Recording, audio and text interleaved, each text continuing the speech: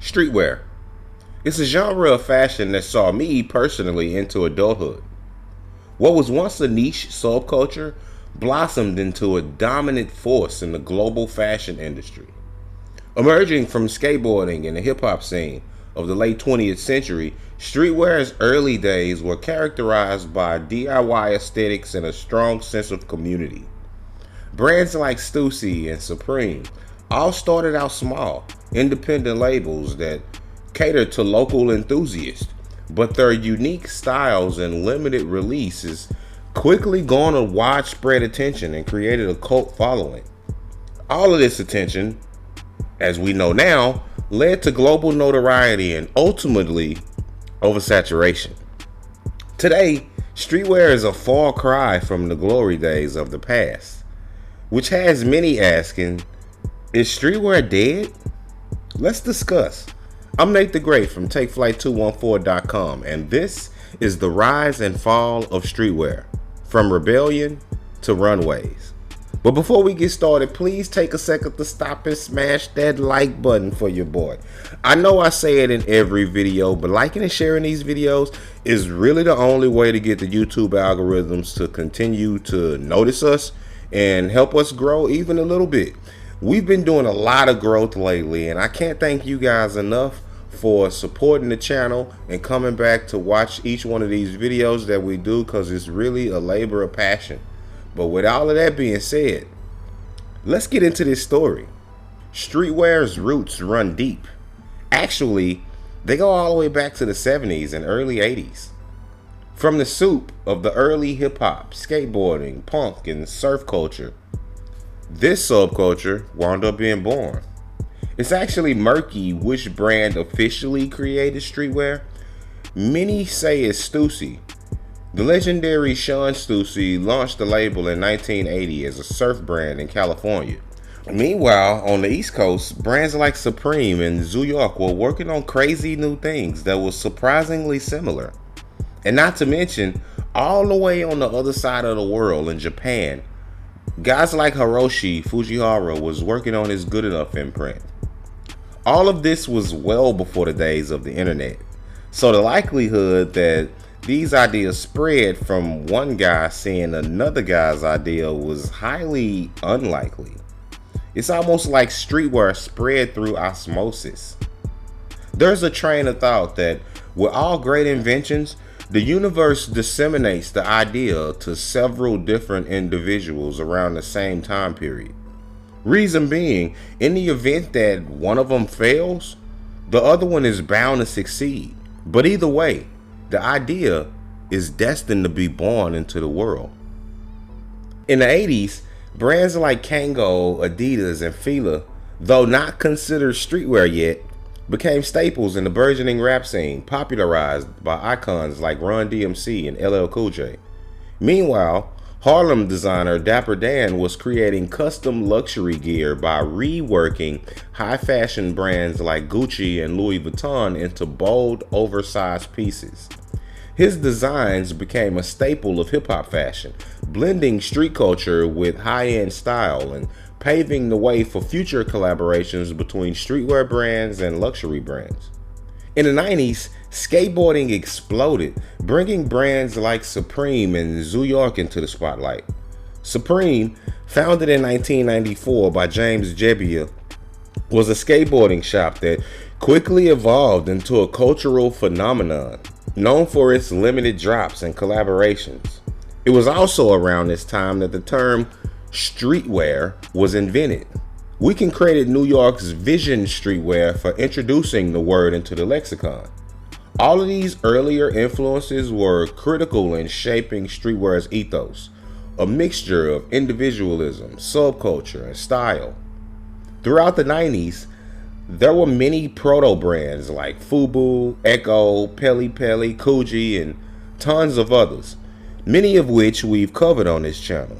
But although these brands managed to lay a blueprint, they weren't yet considered streetwear, or at least as we come to know it today. Japan had its own unique take going during the 90s as well.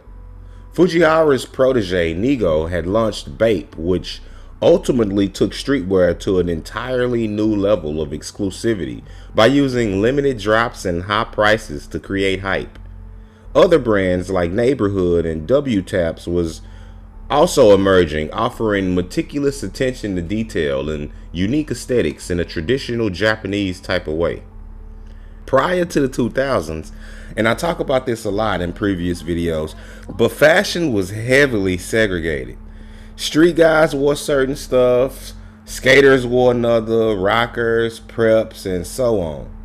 But with the official introduction of streetwear, brands began to mix the different elements into a chimera of innovative fashion, if you will. The explosion of the internet coincided perfectly with the introduction of streetwear as an official thing, ultimately giving birth to the hypebeast culture. So, what is a hypebeast? Well, I recently learned that every country has their own terms for this group. In the UK, they're called chavs. In Russia, they're called gopniks. Here in the US, we call them hypebeast.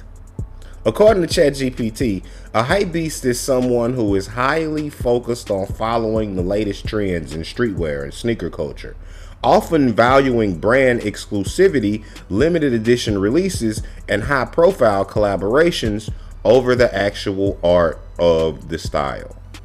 Websites like Hypebeast and Complex amplified the phenomenon, turning streetwear into a global obsession. Speaking of websites, sites like Karmaloop and Jack Trends were instrumental in helping the new genre thrive. In the early days, streetwear was pure. Anyone with the creative skill and passion could get into the industry.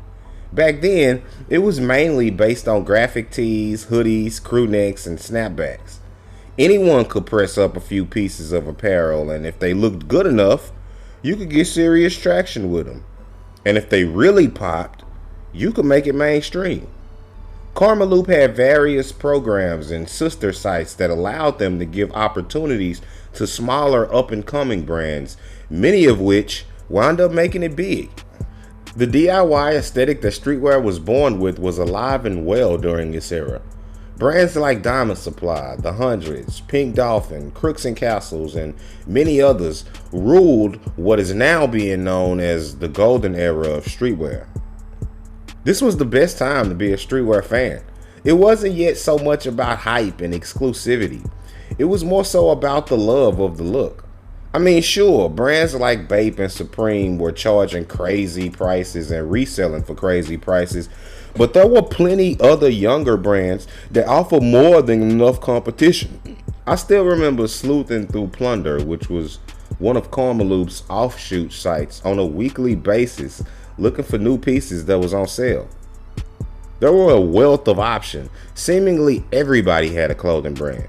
And admittedly, many of them were trash, but a lot of them actually were gems.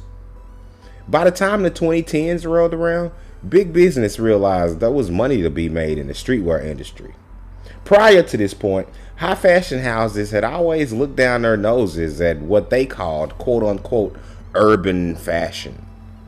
Ever since the days of the proto brands like Karl Kani, all the way up to the golden era of streetwear, they were basically disrespected by the multinationals, claiming them to be nothing more than a cheap fad that was bound to pass at some time. But now, they desperately wanted a piece of the action. Brands like Louis Vuitton, Gucci, and Balenciaga were now embracing streetwear's influence, launching collaborations and incorporating street style in their collections. One of the most pivotal moments came with the Louis Vuitton by Supreme collaboration in 2017, which sold out globally and marked a turning point in how luxury fashion viewed streetwear.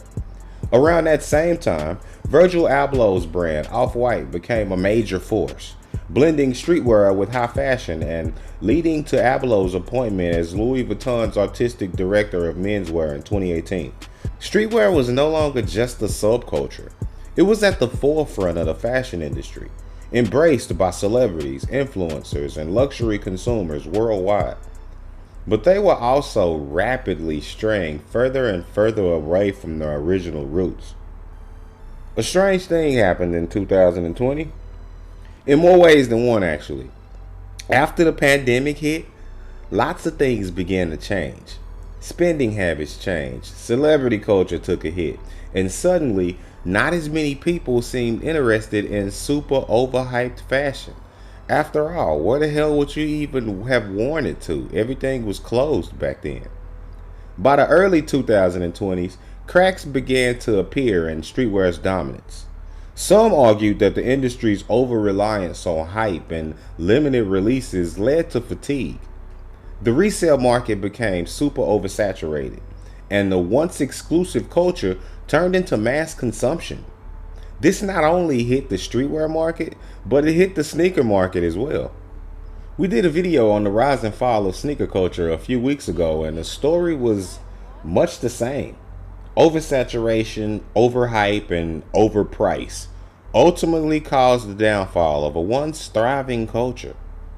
At the end of the day, streetwear as a genre seems like nothing more than a way for the super rich suits to make more and more money. So does that mean that the genre is dead? Well, no, not exactly. I personally feel like all of the elements that streetwear was originally built on, DIY, individuality, t-shirts, hoodies, sneakers, baseball caps, none of these things will disappear anytime soon. I don't see us going back to wearing old school style suits and ties while lounging around the house. Nor do I see style drastically changing to something unforeseen. Most likely, streetwear will experience a renaissance of sort. Back to the beginning, where it was more about originality and expression, and less about hype and profit. But what do you think? Were you around during the golden era of streetwear? Do you think it can survive as a fashion genre? Hit us up in the comment section and let us know. And if you made it all the way through the video to the end, as always, we hope you smash that like button for us, because liking and sharing these videos is the only way to help smaller channels like ours continue to grow and hopefully eventually make it to the top of the charts like some of the bigger channels out here on this thing. And if you want to be updated whenever we drop a new video, then don't forget to hit the subscribe button and then the notification bell so you can be reminded when each new episode releases. With all that being said, I'm Nate the Great from TakeFlight214.com, signing out until next time. Peace.